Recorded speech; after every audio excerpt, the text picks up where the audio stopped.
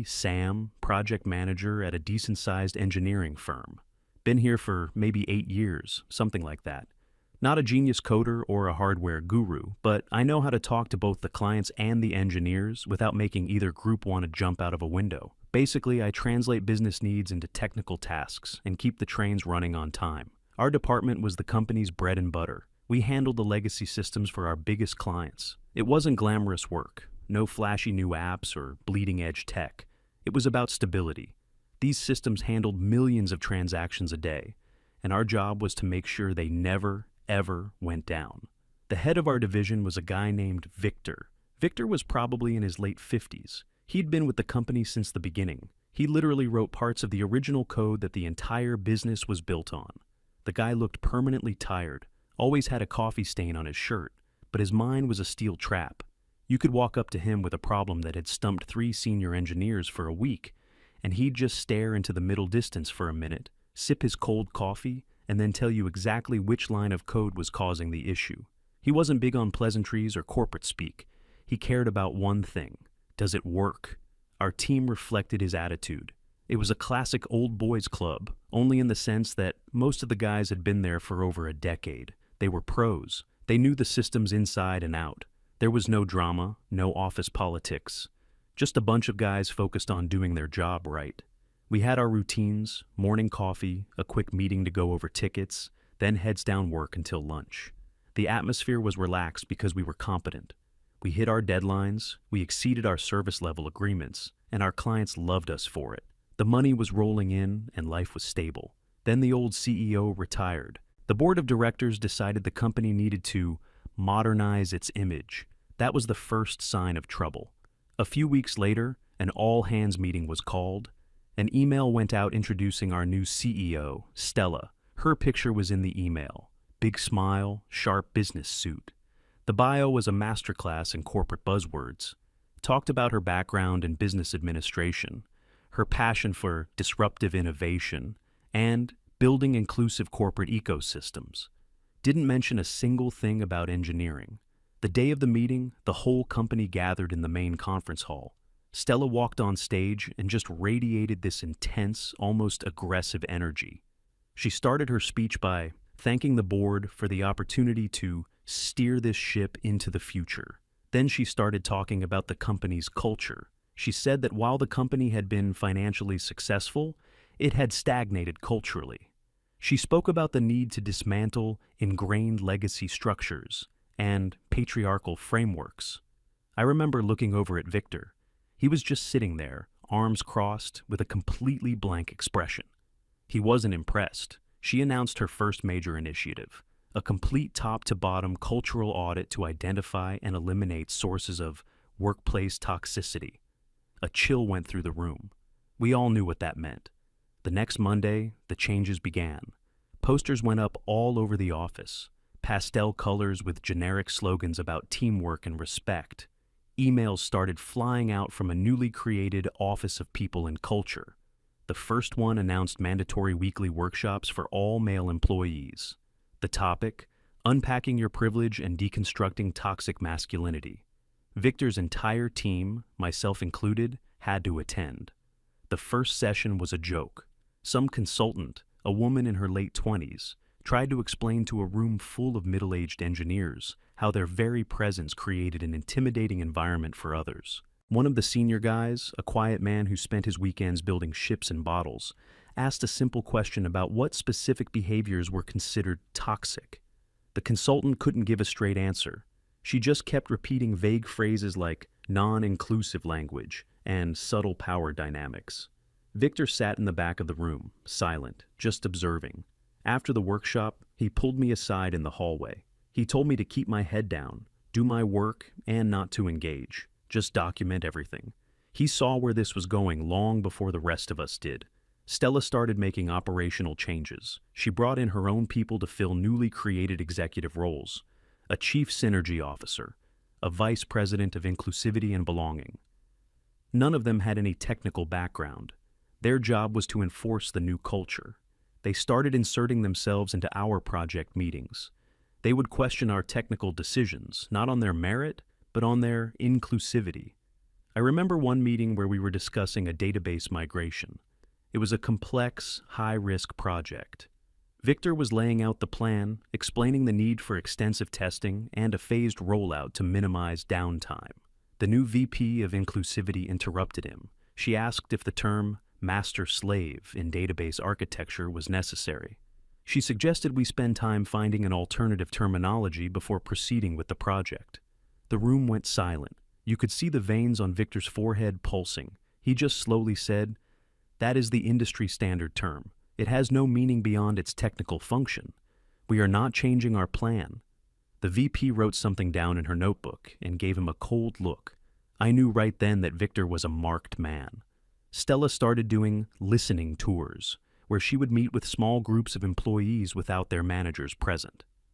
After her tour of our department, the rumors started that our team was a boys' club, that we were resistant to change, that our casual, direct way of communicating was a form of microaggression. They were twisting our greatest strength, our efficiency and lack of drama, into a weakness. The breaking point came a month or two later. We were in the planning stages for a major system overhaul for our biggest client. It was a multi-million-dollar project, scheduled to take over a year. Victor and his team had spent months architecting a solution. It was solid, reliable, and built on proven technology. They presented the plan to Stella and her new executive team. Victor walked them through the architecture, the risk mitigation strategies, the resource allocation.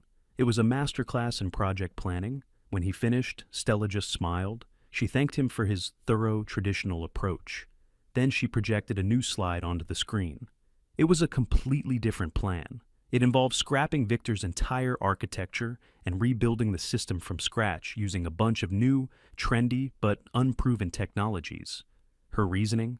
The new technologies were more forward-thinking and would look better on the company's marketing materials. Victor was stunned. He tried to explain, calmly at first, why her plan was a recipe for disaster. He pointed out the lack of skilled personnel to work with these new technologies, the massive security risks of using unvetted open-source libraries for a financial system, the fact that it would double the project timeline and triple the budget. Stella didn't listen to a word he said. She just kept repeating that the company needed to embrace the future and move away from outdated monolithic systems. The argument got heated. Victor, for the first time since I'd known him, raised his voice. He told her that her plan wasn't just risky, it was reckless, that she was gambling with the company's most important client relationship out of pure vanity. Stella's face turned to stone. She stood up and said, "Victor, I appreciate your passion, but your resistance to innovation is exactly the kind of toxic gatekeeping attitude I was hired to eliminate." She ended the meeting right there. The next morning, Victor's access card didn't work. He was called into a meeting with HR and one of Stella's new VPs. They fired him on the spot. The official reason was insubordination and creating a hostile work environment. The news spread through the office like a shockwave. Nobody could believe it. They had fired the one person who actually knew how everything worked. That afternoon, two of Victor's most senior engineers, guys with over 20 years of combined experience, walked into HR and resigned in protest. By the end of the week, 3 more were gone. It was a bloodbath. The institutional knowledge of the entire department was walking out the door. I was terrified. I had a mortgage and a family. I couldn't just quit. I decided to follow Victor's advice. Head down, do the work, document everything. Stella moved fast to replace the people who had left. She didn't post the jobs externally. She hired people from her personal network and through recruiters that specialized in diversity and inclusion placements. The new team was different.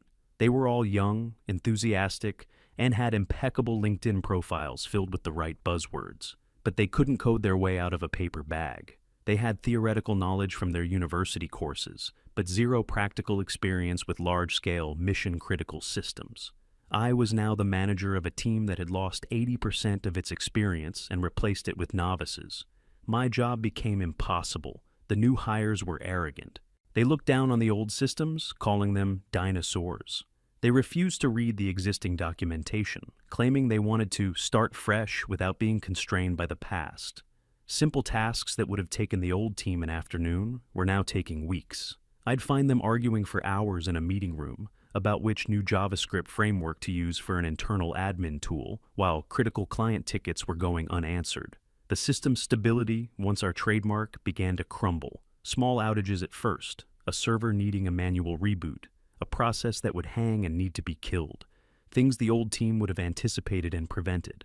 I tried to mentor the new team. I scheduled knowledge transfer sessions, trying to walk them through the complexities of the architecture. They were either dismissive or just didn't get it. They would nod along and then an hour later make a change to a production environment without testing it, taking down a whole module. Stella, meanwhile, was in her element. She was getting praise in business magazines for boldly transforming her company's culture. She was giving talks at conferences about how to lead with empathy and smash the glass ceiling. She was completely disconnected from the reality of what was happening in her own engineering department. She saw the project reports I sent her, the ones that were getting redder and redder with missed deadlines and budget overruns. But she had an answer for everything. The delays were expected growing pains. The budget issues were necessary investments in modernization. The client complaints were just resistance to a new way of working. The big project, the system overhaul for our top client, was now being run by her hand-picked team. They threw out Victor's plan and started from scratch, just like she wanted. It was a slow-motion train wreck. They made fundamental architectural mistakes that I, a non-engineer, could spot from a mile away. They spent weeks building features the client never asked for, while ignoring the core requirements. I tried to raise the alarm. I sent detailed emails to Stella, outlining the specific technical risks and the probable points of failure. My emails were ignored. I tried to talk to her in person. I'd catch her in the hallway and try to explain the severity of the situation. She would just give me a condescending smile and say something like, "Sam, I know change is hard, but you need to trust the process and empower your new team." It was like talking to a brick wall. The client was getting nervous. Their project lead, a guy we'd worked with for years, started calling me on my personal cell. He was asking why his simplest questions weren't being answered, why the project updates were so vague, why the demo environments were constantly broken. I had to lie to him. I had to make excuses for my team's incompetence, because I knew that telling the truth would get me fired. It felt awful. We were a company that had built its reputation on trust and reliability, and I was being forced to betray that. Things came to a head around 6 months after Victor was fired. The new team was supposed to deliver the first major milestone of the new system. They had promised the client a working prototype with several key features. The week before the deadline, it was obvious they had nothing. The code was a mess, nothing integrated properly. It barely even compiled. The new lead engineer, a guy who had Agile Visionary in his email signature, assured me it would all come together in the end. He said they were just in the messy middle of the creative process. I knew we were heading for a cliff. I made a decision. I couldn't let the company and my own career go down without a fight. I spent an entire weekend at home, locked in my office. I went through every project document, every email, every server log, every client complaint from the last 6 months. I compiled it all into a single, undeniable report, a timeline of failure. It showed the system's performance metrics before and after the firings, a steady, stable line that suddenly fell off a cliff. It showed the number of critical bugs reported per week, going from single digits to hundreds. It showed the budget, with a chart demonstrating how the new team had burned through 70% of the funds to deliver less than 10% of the work. It included anonymous, redacted quotes from the client's increasingly frantic emails. It was a 30-page document of pure, cold, hard facts. There was no emotion, no opinion, just data. On Monday morning, I requested an urgent one-on-one meeting with Stella. Her assistant tried to push me off for a few weeks, but I insisted, saying it was a critical business risk. I finally got 15 minutes with her at the end of the day. I walked into her huge corner office. She was sitting at her desk, typing on her laptop, and didn't even look up for a full minute. Finally, she closed her laptop and gave me a tight, impatient smile. "Sam, you said this was urgent." I didn't say a word. I just placed a printed copy of the report on the desk in front of her. She looked down at the cover page, then back at me. Her smile vanished. I said, "You need to read this. The project is going to fail. We're going to lose our biggest client. This is the evidence." She picked up the report. She didn't open it. She just felt the weight of it in her hands. She stared at me for what felt like an eternity. I could see the gears turning in her head. I thought for a second that I might have gotten through to her, that the sheer weight of the data would force her to see reason. I was wrong. She placed the report back on the desk, very deliberately. She looked me dead in the eye and said, "I understand what this is. This is a pathetic attempt from the remnants of the old guard to sabotage my vision." I was speechless, she went on. "You've been undermining the new team from the beginning. Your resistance to change has been a constant drag on progress. It's clear you're not a good fit for the new culture we're building here." She stood up. "This document," she said, tapping the report with one long fingernail, "is proof that you're part of the problem. Thank you for making it so clear for me. You can see yourself out." I just stood there for a second, completely defeated. I had laid out the undeniable truth in front of her, and she had twisted it into an attack on her ideology. The facts didn't matter. The risk to the company didn't matter. All that mattered was her narrative. I turned and walked out of her office without another word. I went back to my desk, packed up my personal belongings, and walked out of the building. I knew I was going to be fired the next day, and I didn't want to give them the satisfaction of escorting me out. As I drove home, I didn't feel angry. I just felt empty. I had done everything I could. I had tried to save them from themselves. Now, all I could do was watch it burn. The next morning, I got the call from HR. It was a short, formal conversation. My position had been terminated, effective immediately. They told me my final paycheck would be mailed and my belongings would be couriered to my house. I just said, "Okay, thank you," and hung up. There was no shock, no anger, just a profound sense of relief. I was out.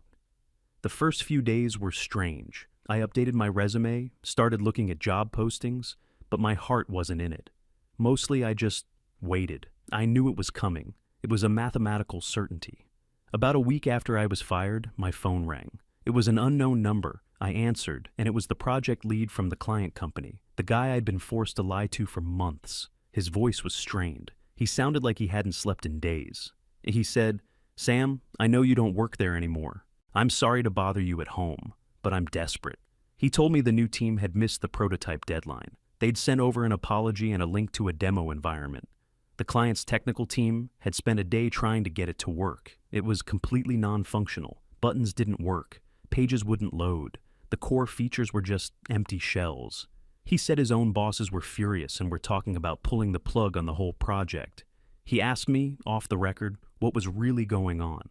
I took a deep breath. I wasn't an employee anymore. I had no obligation to protect Stella or her narrative. So I told him. I told him everything about Victor being fired, about the experienced engineers who quit, about the incompetent new hires, about my warnings being ignored, about the report I gave Stella. There was a long silence on the other end of the line. Finally, he just said, "I knew it. I knew something was fundamentally broken over there." He thanked me for my honesty and said he had to go make some difficult calls. After that, I heard nothing for a couple of weeks. I started getting interviews. It was a weird feeling, talking to other companies, trying to explain why I left my last job without sounding bitter or crazy. I settled on a story about a change in executive leadership and a new corporate direction that I didn't align with. It was the truth, just a sanitized version of it.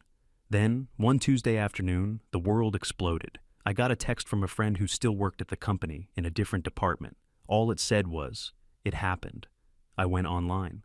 The news was already starting to break on tech industry sites. Our former biggest client had suffered a catastrophic system-wide failure. Their entire logistics and ordering platform was down. The initial reports were blaming a faulty software update pushed by one of their vendors. I knew, with absolute certainty, who that vendor was. My phone started buzzing with messages from former colleagues. The story they pieced together was even worse than I could have imagined. Stella, facing pressure from the client after the failed prototype, had ordered the new team to push a good faith update to the client's live production system. Not a demo, not a staging environment. The actual live system that ran their entire business. The team, in their arrogance and inexperience, had done it. They had bypassed all the standard testing protocols and safety checks that Victor's team had spent years building and refining. The update contained a deeply flawed database query. The moment it went live, it didn't just crash the system. It started actively corrupting the client's primary transaction database. It was writing garbage data over years of order histories, customer information, and inventory records. It was a digital apocalypse. By the time the client's internal team realized what was happening and pulled the plug, the damage was done. Years of critical business data potentially gone forever.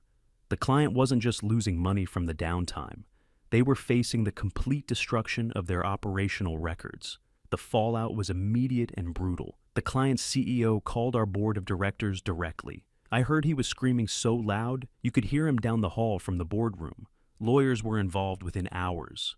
The initial damage estimate was in the tens of millions, and climbing.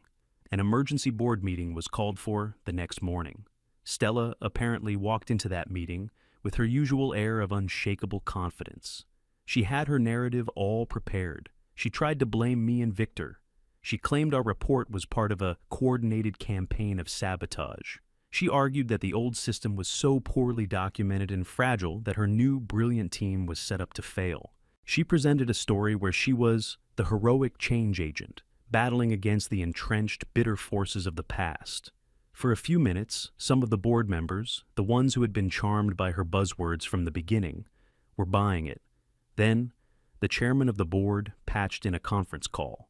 On the other end of the line was the CEO of the client company, their chief technology officer, and a team of their lawyers.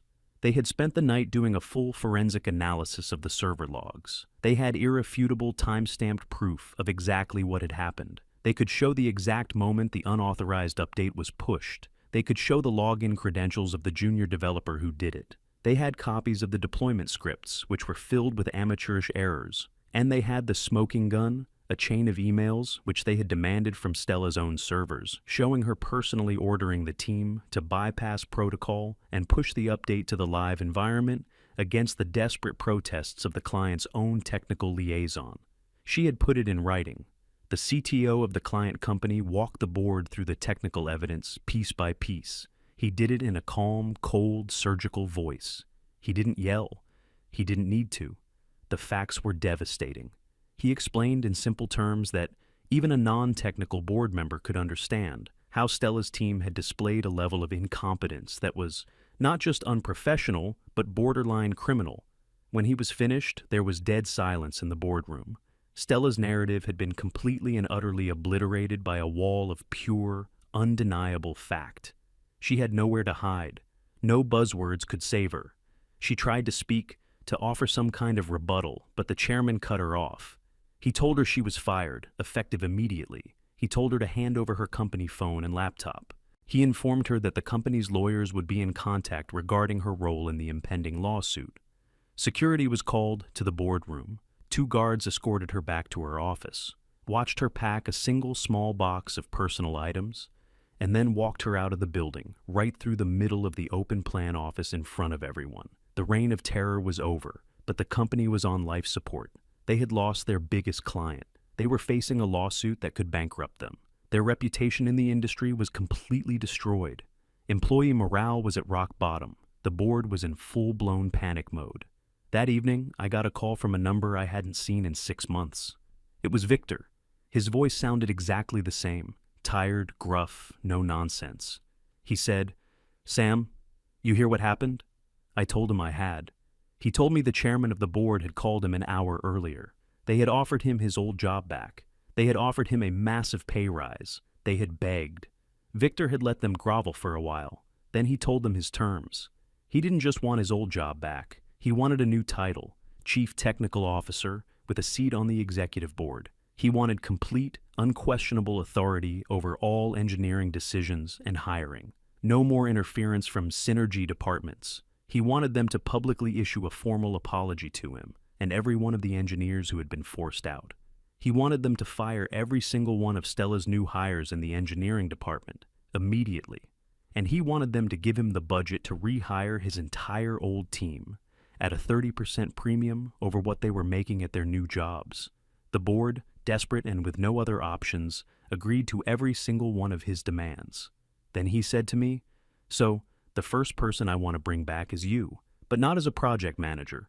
He offered me the position of Director of Engineering Operations. I'd be his second in command. My job would be to rebuild the processes, manage the client relationships, and make sure a disaster like this could never, ever happen again. He said, "I need someone who knows how to translate and who I can trust. Are you in?" I didn't even have to think about it. "I'm in," I said. The next Monday, Victor and I walked back into that office. It felt surreal. The atmosphere was like a morgue. The pastel-colored posters were still on the walls, but they seemed to mock the silence. Stella's hand-picked team was gone. Their desks were empty. The few remaining employees looked at us like we were ghosts. We went into the main engineering area. The whiteboards were still covered in the incomprehensible diagrams and buzzwords of the new team. Victor walked up to the biggest whiteboard, picked up an eraser, and wiped the whole thing clean. He didn't say a word. He just cleaned it. It was a symbolic act. The reset button had been hit. He turned to me and said, "All right, let's get to work. Call the old team. I've got a client to call." He went into his old office, which had been Stella's office for the past 6 months, and got on the phone with the CEO of the client company. I spent the rest of the day on the phone, calling the guys who had quit. Every single one of them said yes, they were coming back.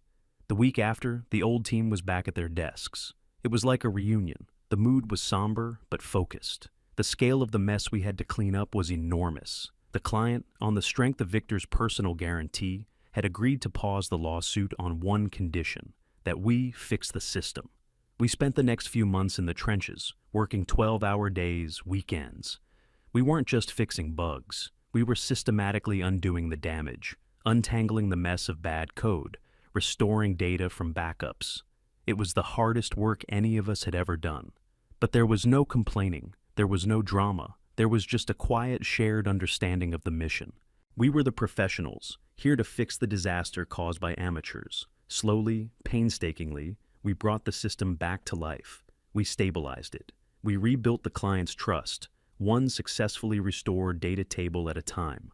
One evening, about 3 months into the recovery effort, I was walking out of the office late with Victor. We were both exhausted. We stood in the parking lot for a minute. I asked him if he ever thought about what Stella was doing now. He took a sip from his coffee thermos and looked up at the company logo on the side of the building. He said, "No, I try not to think about people who talk for a living. We're the people who build things. That's all that matters." And he was right. She had come in with a grand vision built on words and ideology. She had broken everything. We were the ones who stayed and fixed it, with logic, with experience, and with hard work. In the end, that's the only thing that actually keeps the lights on.